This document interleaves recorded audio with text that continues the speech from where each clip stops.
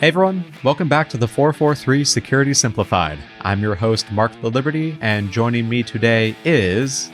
Corey Fluorescent Hacker Unicorn Knockreiner. What? Fluorescent Hacker Unicorn? Okay. My hat?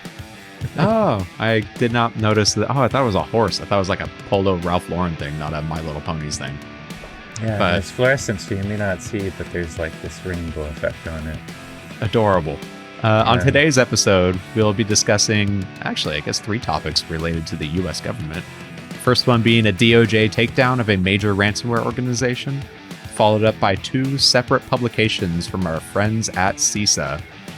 One about latest threat trends targeting at least government for now organizations, and then another with some guidance for folks in public education. With that, let's go and ride our way in Clippity-clop, clippity-clop. on the Rainbow Unicorn.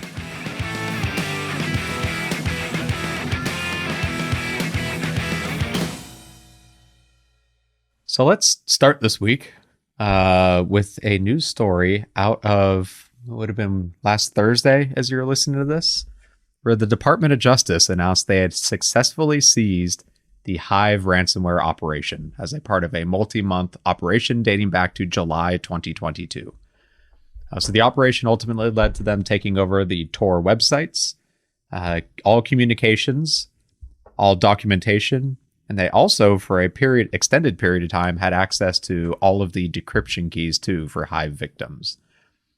So the court order that backed up this operation in the Central District of California states the FBI was able to provide decryption keys for 336 victims, sometimes within hours of encryption, and ultimately saving what could have been $130 million in ransom payments.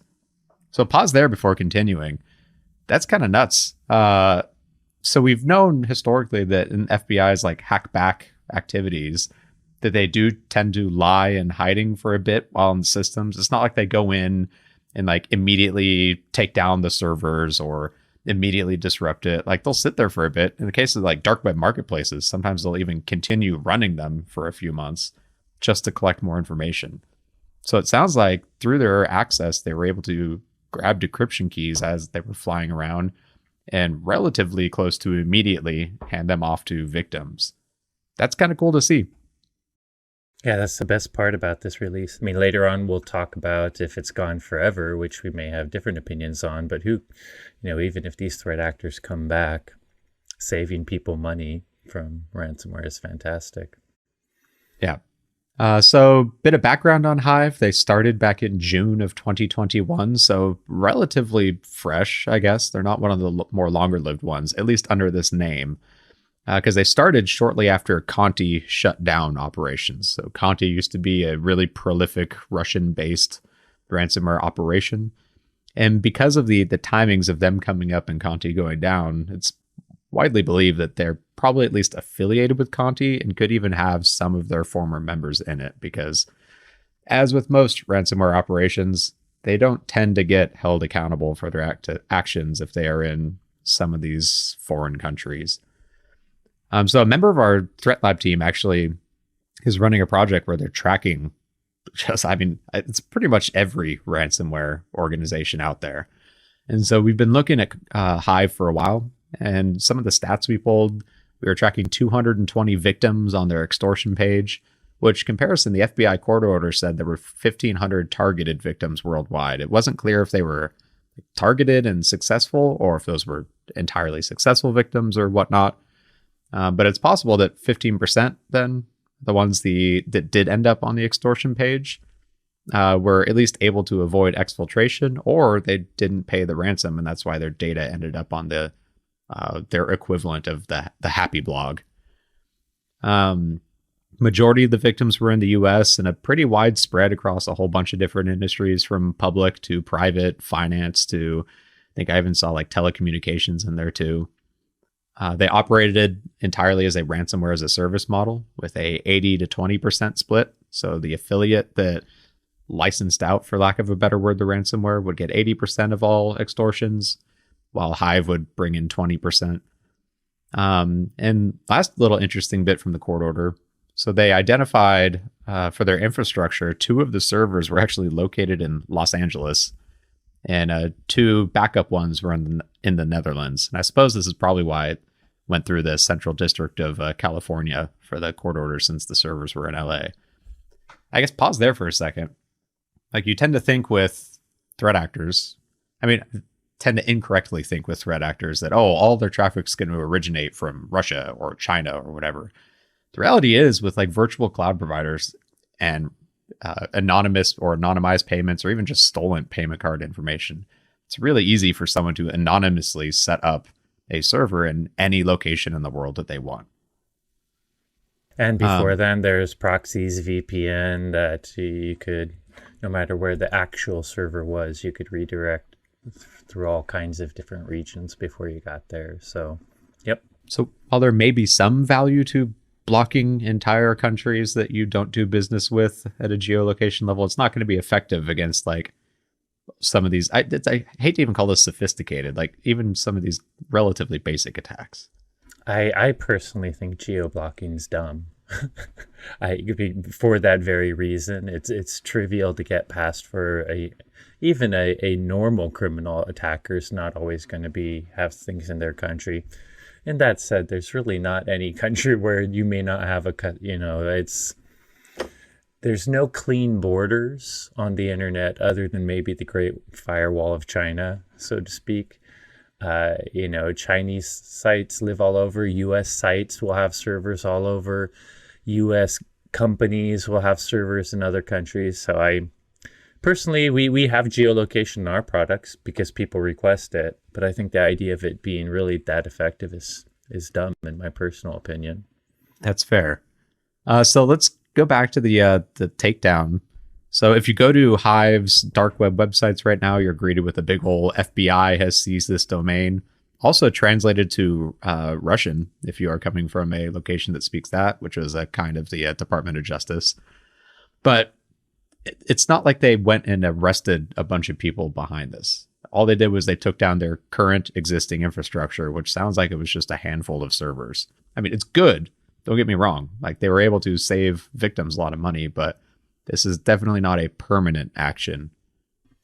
Although for all we know, landscape. It may even be a permanent action in the future for the group, because they took down the servers and as we talked about, got money back right away.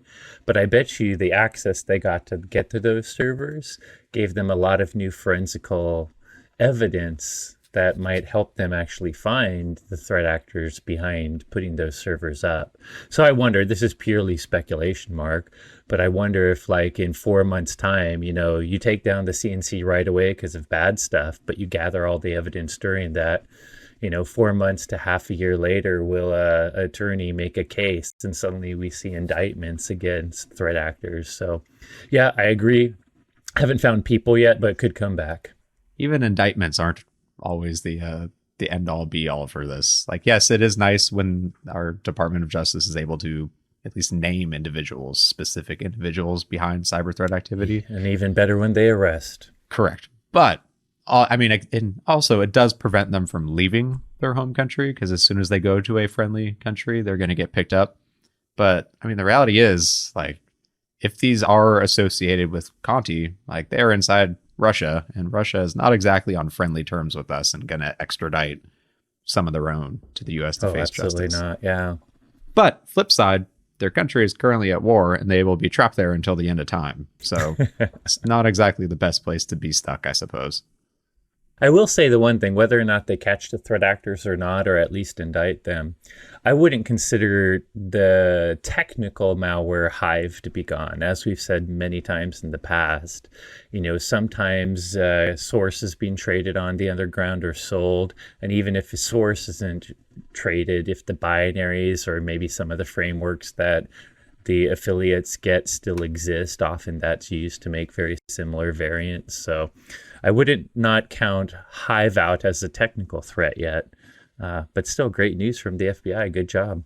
And that's a good point. Like, they took down the infrastructure for like delivering it and facilitating payments and communications, but it's not like Hive was developed on like a public GitHub repository that the FBI nuked into the sun. Like, they still have access to all of their source code. All they have to do is throw a new name on it, get a couple new servers, and they're potentially back online right then and there. Exactly. But, them being down and them being a prolific ransomware variant up until last week, it does at least buy a little bit of breathing room over the next couple of weeks, which is good. Like, it is a net benefit, and it is a win for the Department of Justice, even if it isn't a, end all killing him off for good.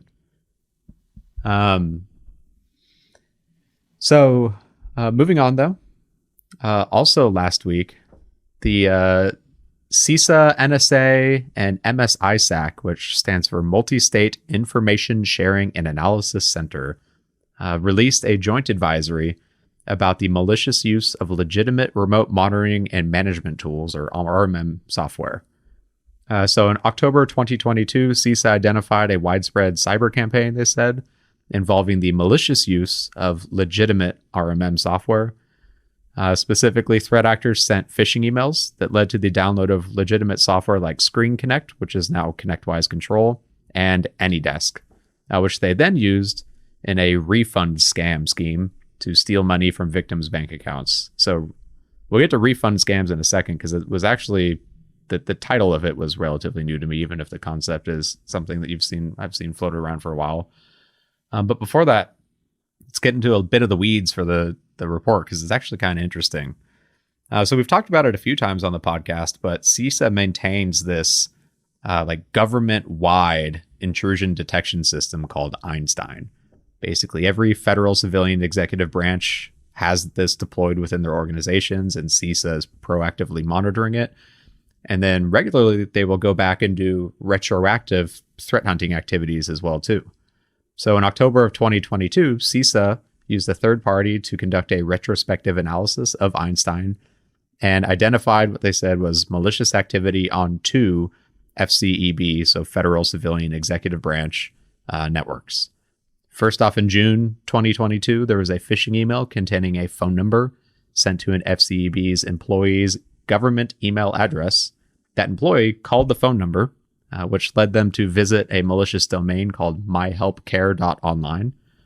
And then in September 2022, there was bidirectional traffic from an FCEB network to myhelpcare.cc. By the way, not a badly named. Hopefully, the non-standard, root level TLD would online and CC aren't very common places, but they picked a good domain. That shows a difference between getting closer to spear phishing versus phishing by being smart. It was clearly a good lure. Like, it worked. And yes, to you and me and other technical folks, we'll immediately be like, that seems a little sketchy. But to random accountant at some state government branch, if they haven't been specifically trained on it, this would be a really good domain to use.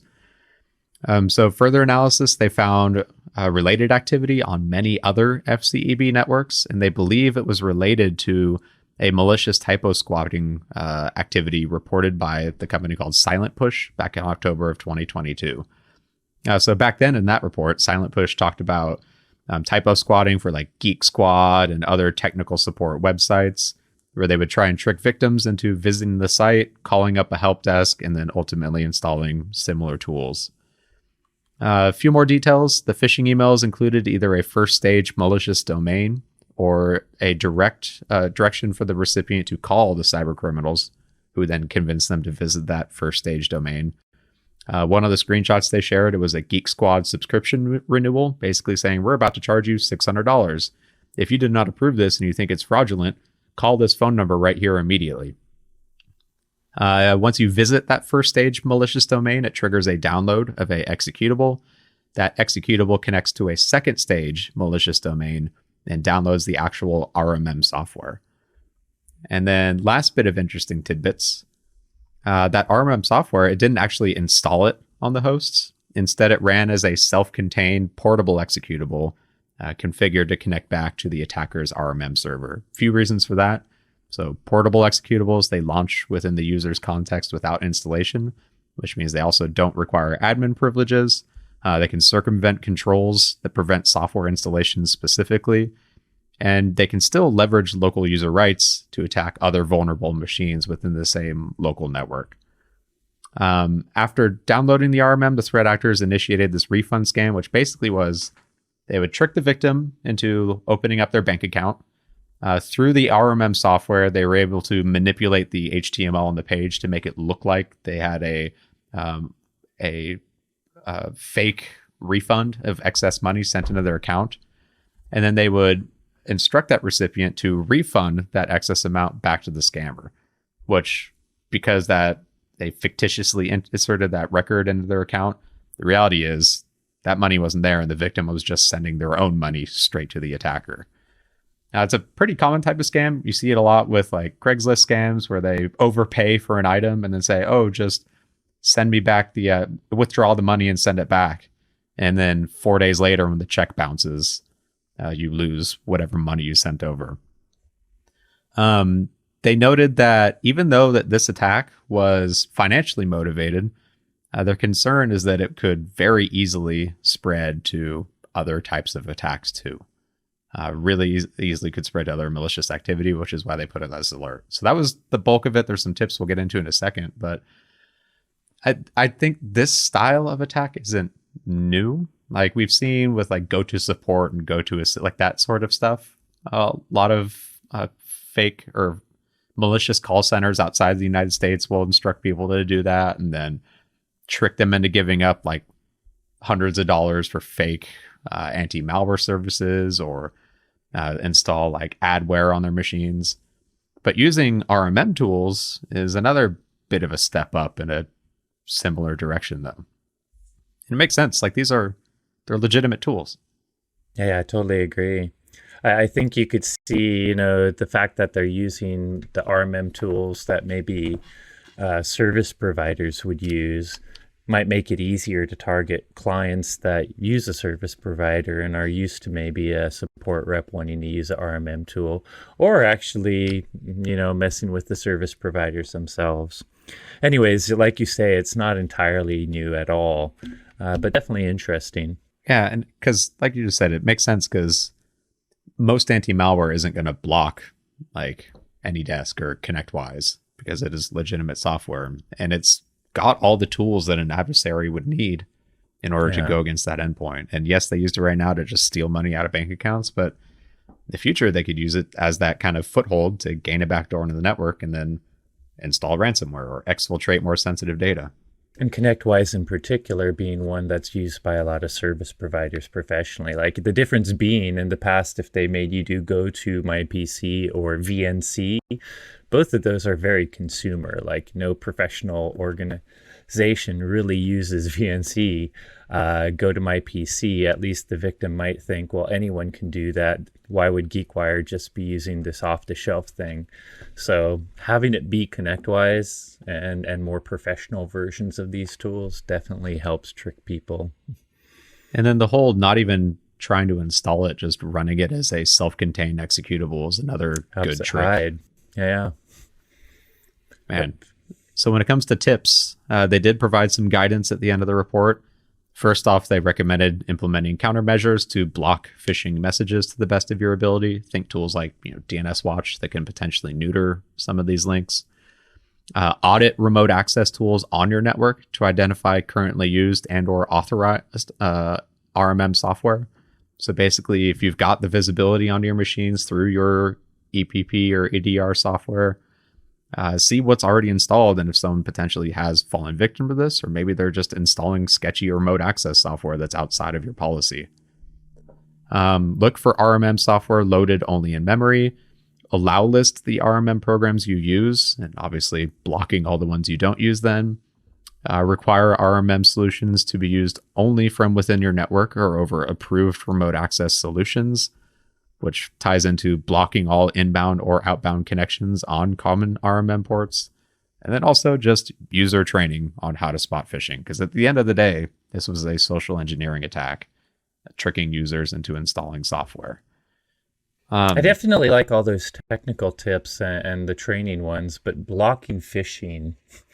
Yeah, it's easy. Just do it. You can do. If there's some phishing that is spam to everyone in the world, but to me, this was clearly one that went to more direct people. So this leans more to spear and targeting. And there's no solution that will block the. I mean, maybe if they used malware or a well-known link, you can catch those. But how is any email security solution, even machine learning ones, going to really catch a good spearfish? So I don't know. The phone call aspect of it would be difficult to identify and block. I think that you would still have some success with like URL filtering tools. Oh, for sure. URL filtering can prevent the victim. And maybe if there's a pre-click email solution that takes into account the URL they see. But I think a well-written email, especially if it's posting a phone number to call back, is not going to be caught. How far do you think we are from the likes of large language models like ChatGPT being tied into this? You know the paired answer with there. Because doesn't Google have their Google, I can't remember the name of it, the human voice replication bit too? So that maybe at some point it's just all going to be robots phishing us. Is going to start to be AI as well. Actually, this is a good time. Me and Mark just got done recording our second, even bigger live audience 443 podcast, where we interview a bunch of panelists in front of a WatchGuard sales and marketing team. And in some of the questions, ChatGPT came up. So we may not release that for a bit just because it takes a little more editing, but know that that's coming. And if you want to hear more about how ChatGPT might be used for phishing and spear phishing, there's a fun discussion during the Q&A.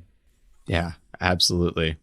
But in this case, though, it boils down to phishing training is going to be one of your best bets for spotting. Like you need to have your users not falling for this. And do all the technical stuff you've been doing, but make sure to train people because spearfish will get through. The links and attachments may sometimes or very often be caught, but a lot of spearfish nowadays don't even rely on a link or attachment. They rely on tricking your user into doing something like calling, emailing, or texting back.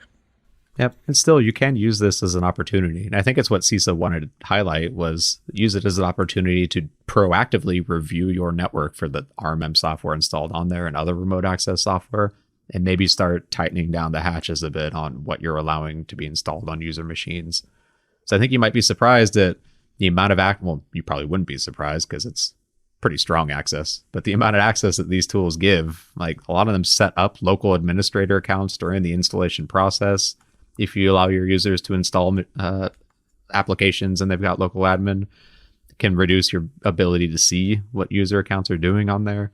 And obviously, like if they don't have good practices for like personal remote access software, someone could just hop right in with a bad password. Yeah, I don't think people will be surprised about how much access RMM has, but what they might be surprised if they haven't been scanning their network is how many remote access things might be running.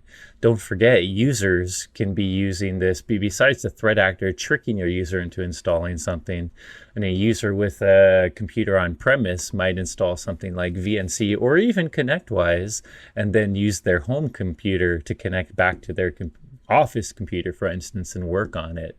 And so take the opportunity to find that too, because you really don't want that happening unless you know and approve of it and it has MFA.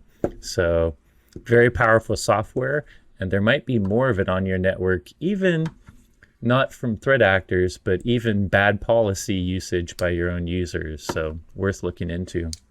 100%. So moving on to the last story of the week, we will continue with CISA on this one. So they just published a new guide that they called Protecting Our Future, Partnering to Safeguard K-12 Organizations from Cybersecurity Threats. It's a 29-page document where they basically took feedback from stakeholder engagements and then created recommendations for K-12 education on combating cyber threats. And they started it because of the, 2021 K-12 Cybersecurity Act, which directed CISA to study cybersecurity risks facing the industry and then develop these voluntary guidelines. So I figured there's got to be at least a couple folks in the education space that listen to this podcast. And if not, prepare to be educated on some of the concerns that industry is facing and some of the key things that they can do with their limited resources to combat it. So standouts to me, they noted 29% of ISACs, so again, those information sharing centers, ISACs K-12 student district members reported being victims of a cyber incident. So just over a quarter have already suffered a cyber incident, which, man, my gut tells me quite a bit more than that have suffered one and potentially just don't know about it yet.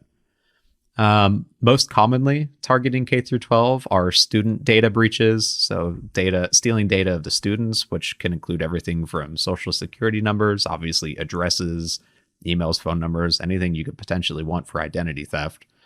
Data breaches, stealing teacher and community member data. Ransomware is obviously a big one. Business email compromise is still a big one.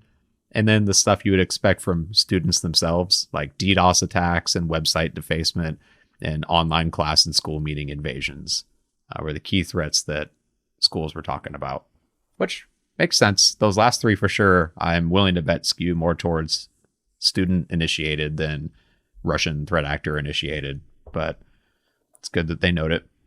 So the report itself, it's split kind of in half, where the first half, they talk about the feedback they gained and a few key areas of concerns from individuals in the K through 12 vertical. And the second half, they go into some specific findings and recommendations for those individuals. So starting with the concerns, the first one was a lack of cybersecurity professionals in K through 12 institutions. So most districts don't have full-time cybersecurity personnel if they have full-time IT staff at all. And even if they have security professionals, they may not get the full leadership support to implement critical controls. That makes sense school districts are resource constrained everywhere, not just in IT, but classroom as well too. So that's very much believable. I was going to say, besides this, one of the big things was just lack of budget. I mean, when we start to get to the findings and recommendations, the reason they'll be really high level, like do these for, you prioritize these, is because schools simply don't have budget. And I think some of the pages around sending you to this 29-page document talked about them not having any, expecting schools to have less budget for cybersecurity, and yet obviously being a targeted vector. So how do you secure it that way? And so I think it's interesting how the findings are really kind of trying to spill to the top the most important things to do if budget and resources is an issue. But anyways, what were the other? Oh, go ahead. Well, I was going to say budget is more than just not being able to afford, the most expensive SIM for your school. It's also not having the resources to deploy anything you even had approved in the first place. No or people, resources no to manage it after the fact. Yeah.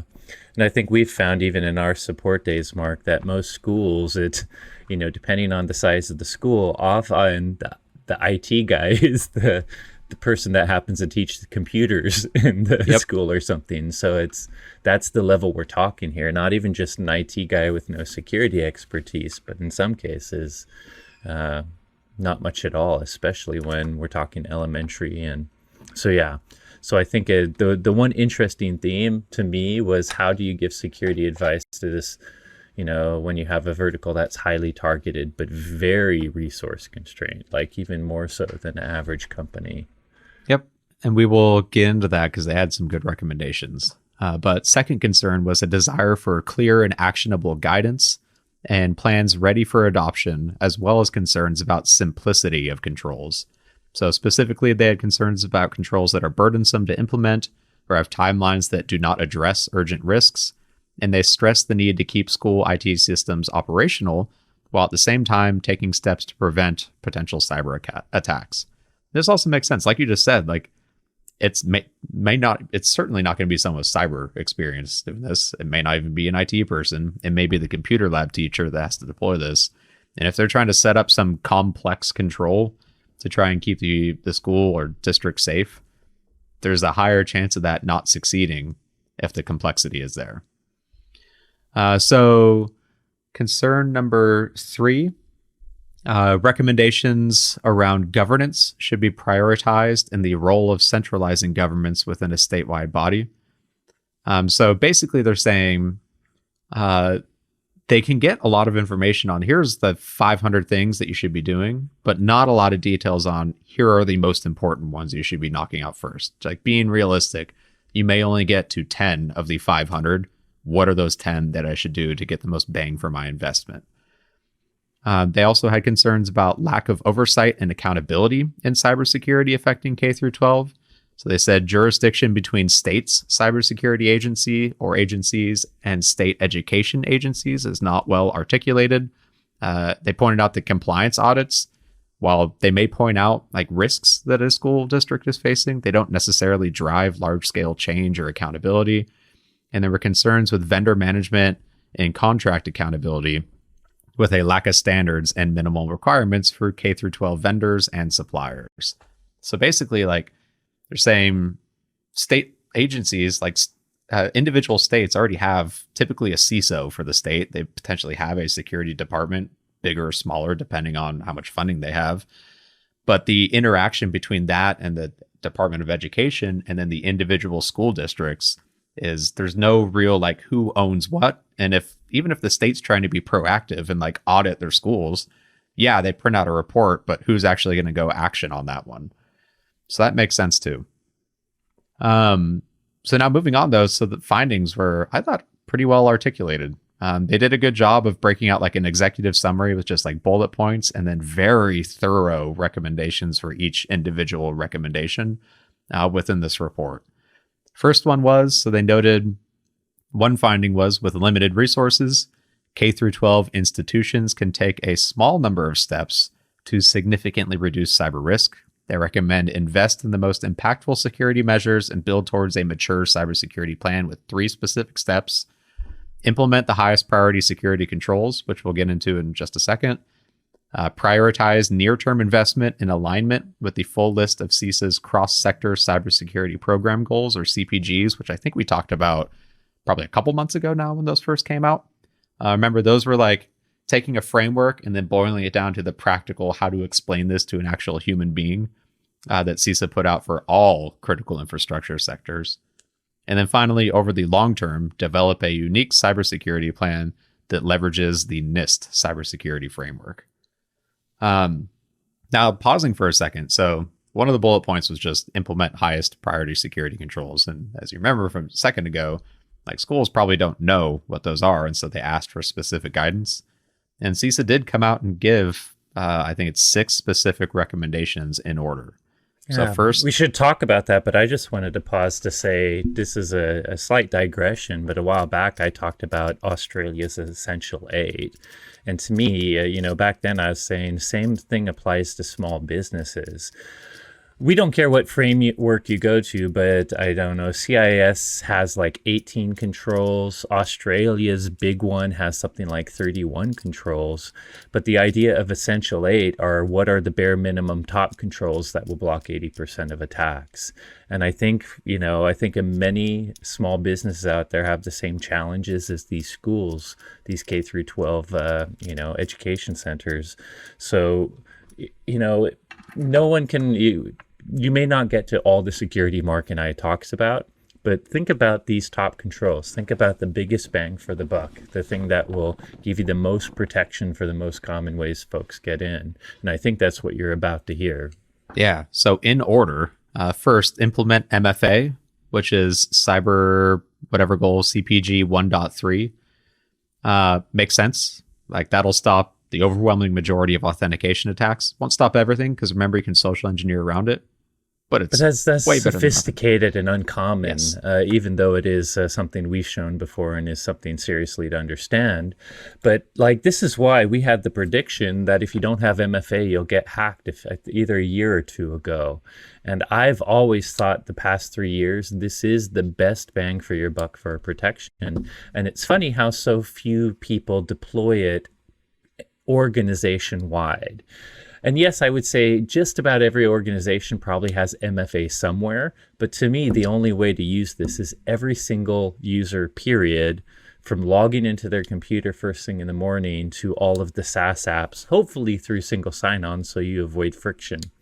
So I just wanted to super support this. I mean, 90% of attacks are usually done by some sort of stolen or lost credentials. We're somehow involved in most breaches, depending on if you look at the Verizon Data Breach Report or Trend Micro, both have data on this. So what's the best way to avoid these identity-based attacks?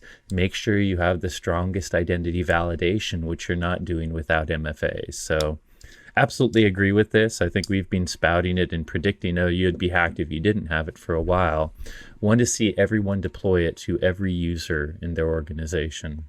Every user, not just the privileged ones, because the reality is, like, even if your English middle school English teacher hopefully doesn't have domain and admin access across your entire district network, like, that is still a foothold that the threat actor can then use to conduct phishing attacks against other more privileged employees, or use malware-based attacks like Mimikatz to go yank credentials from the admin that just logged into that machine and use those. Yeah, absolutely. And meanwhile, we have every researcher that's ever done statistics on how much time or how many moves it takes to pivot from the lowest privileged user on the inside all the way to domain. I've never seen a situation where a pen testing group, a red team that got inside the network with a valid employee credential, even if it was the lowest privileged user, didn't bounce to domain within a couple of steps and less than a day. And that's why if I were an attacker, I wouldn't be directly targeting the top IT administrator. I would be targeting the receptionist, or, not that guy is bad, but just someone that doesn't have privilege. The IT guy is probably going to understand a bit more and be a harder target anyways. But if I can get that receptionist and she lives inside the network, that's when I would start to look for the IT administrator. And that's when I would leverage things as simple as sending emails to their service desk from this user's profile that the administrator might take more seriously too. So lots you can do once you get inside, even with the lowest privilege account. And that's why your lowest privilege user should have MFA as well. Yep. So once you've finished implementing MFA, next is fix known security flaws, which is CPG 5.1. So basically just patch and vulnerability management. Yeah, this is patching. And we've said many times, while we want lots of fancy stuff to prevent attacks and prevent the unknown, the truth is almost all attacks are the known. So just fix them, and then you won't have to rely on the security controls quite as much. Yeah, like at a minimum, get on a regular cadence. Microsoft Patch Tuesday is a pretty good way to stage your patches around. Adobe and Apple pretty much mirror it. So it's a good day for a lot of, just not just because Microsoft's there, but Adobe will release stuff too. So you might as well get it all when you can on that day. And there are like tools you can use to help make sure you keep user workstations up to date, not just on the OS level, but on the application level as well too, to make it really easy from a central location to take care of it. We should buzz market our own products. WatchGuard EPDR does have patch management modules that from an endpoint level can not just tell you the Windows and operating system software, but has a deep, deep database of just about any known Windows program you can install. So makes it easy for me and Mark to just look at a central console and see if there's any folks out of date. And of course, you can tie that to server-based, more server-centric patch management software as well. Next up is perform and test backups, which is CPG 7.3. So yes, backing up is great, but making sure you've got a tested restoration plan too, so that you can recognize early on if something's broken or won't work during the restoration process as well too.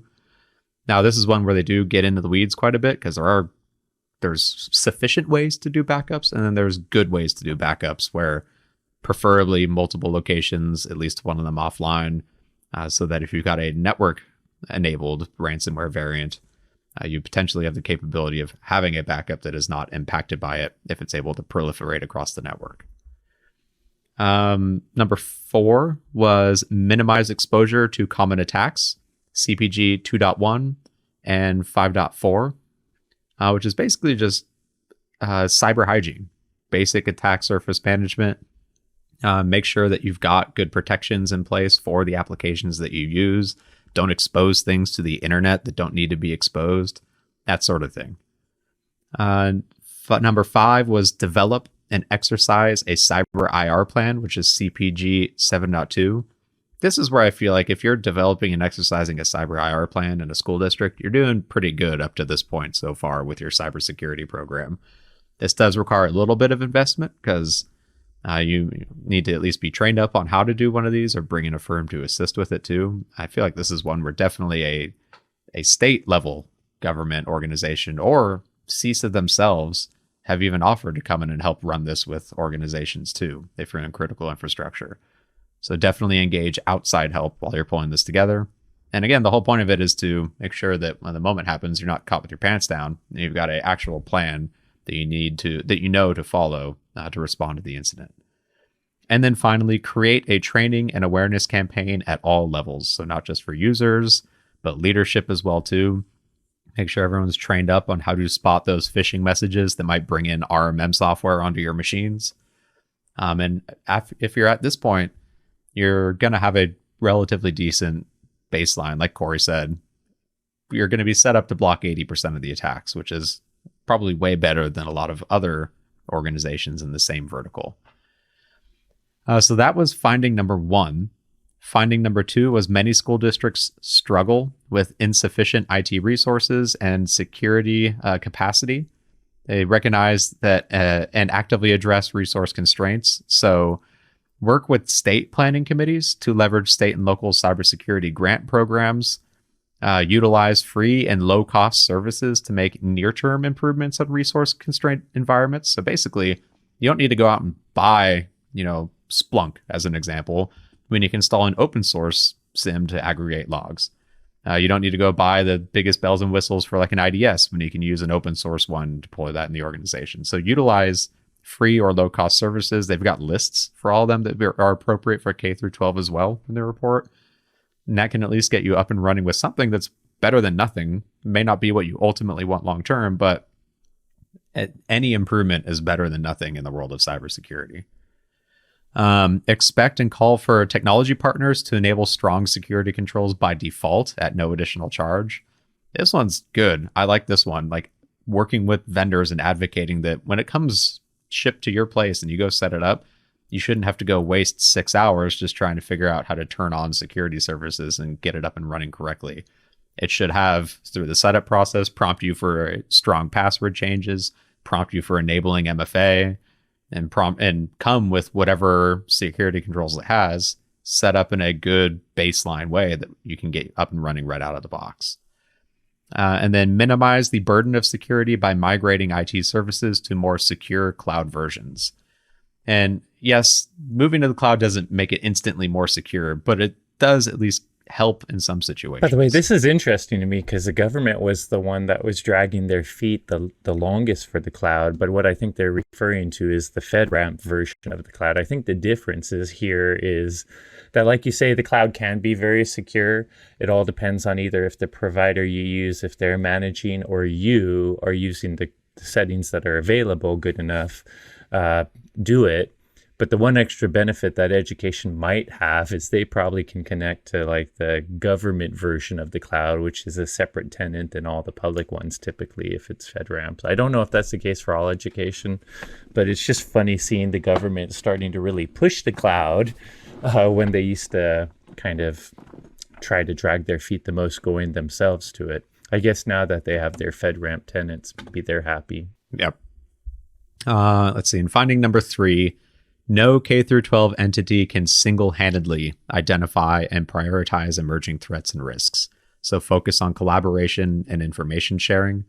I say join relevant collaboration groups like the MSISAC, the K through 12 SIX, work with other information sharing organizations such as fusion centers, state school safety centers, and regional agencies, and build strong, enduring relationships with CISA and the FBI regional cybersecurity personnel. And this one feels like a no-brainer too. Like if you have any IT staff, they're not going to know everything. So group up and tackle it By the together. way, even if you had a security expert, like a really top level one, even they won't know everything. Everyone should collaborate. As was said at the sales conference, 1 is none and 2 is 1. It takes collaboration to come up with great things. I will say the one cynical part of me is all of this sounds like great advice, but even that last one requires time, and if there's no dedicated security guy or gal because there's no research resource, and you're also now asking the IT guy to join, it's not just joining the relevant groups, it's communication, checking their forums, going to meetings, learning the latest. all of it takes time and money. So I think the most important stuff is if these schools can get grants and if the government will actually give people the resource they need in the government sector and education sector to be able to do this kind of advice. I wouldn't be surprised if many schools, IT or security related folks know this very well. They just don't have enough people to enact it across all the schools or districts they manage. Yeah. And so it wasn't directly mentioned in a bullet point in the report, but one of the things that they recommended was so recognizing that some of the actual implementations and management will need to be handled by the district itself, but consolidate as much as you can outside the district at the state level. Like work with the Department of Education. Maybe we're at a point where every state needs to have a CISO for the Department of Education as well, too, to kind of coordinate this across the entire state. And that alone will help facilitate information sharing within a state. And then you got that multi-state ISAC where they can all work together across the whole dang country and start to spot attack trends and notify each other before it's able to hit individual schools. It's also a good opportunity for working with an MSP or MSSP. I would like to see more federal grants to help enable that type of interaction as well, too. Just recognizing like random school district in the middle of northern Texas does not justify having their own cybersecurity staff, but they still need security. We're still managing a lot of student information in a technically public owned institution. So maybe we need some more grants to help get them hooked up with an MSP or an MSSP to manage their security then. So this was just, I think, the first step of, I guess not the first step, the first result of that 2022 requirement for CISA to pull together these guidelines for K through 12. It is an interesting read. I think, Corey, like you pointed out, a lot of it, if you are a cybersecurity or just IT practitioner in K through 12, you're going to read this report and be like, yeah, duh, for at least a decent amount of it. But part of the benefit is you can take this to leadership, be like, hey, this is what CISA is recommending. Here's the 6 things we can start off with that will protect us from a significant number of attacks, and then go from there. Give me money. Yeah. Use this as a justification for why you're asking for budget. So I'm pretty happy. I like that it feels like in the last couple of years, there's been a lot more focus on using CISA to kind of direct some of these, not just a framework and say, have at it, but like practical, even if it is basic, just practical guidance on how to implement cybersecurity in a good enough way. Yeah, across CISA, FBI, everyone in the government, as far as cybersecurity goes, I feel like they've greatly increased their both volume of communications, which is good because really this type of education is how people get better, and their partnerships. So between that, CISA's done lots of great communications lately. And I seem to be doing a good, at least from ivory tower level job. I think all the action will be more execution, whether or not, these schools can get the resources they need to execute on this. But you gave some good tips on how. But hopefully this gives IT practitioners in public education some ammo to go to leadership and get just some resources to implement some of the stuff they can. So at a minimum, there are grants out there that can help protect or help you acquire some of the technologies you'll need. And then, yeah, it is still a matter of getting the resources to actually deploy and manage them too. Either way, baby steps. Security isn't about being perfect right from the get-go. It's about doing what you can and then iterating and improving over time.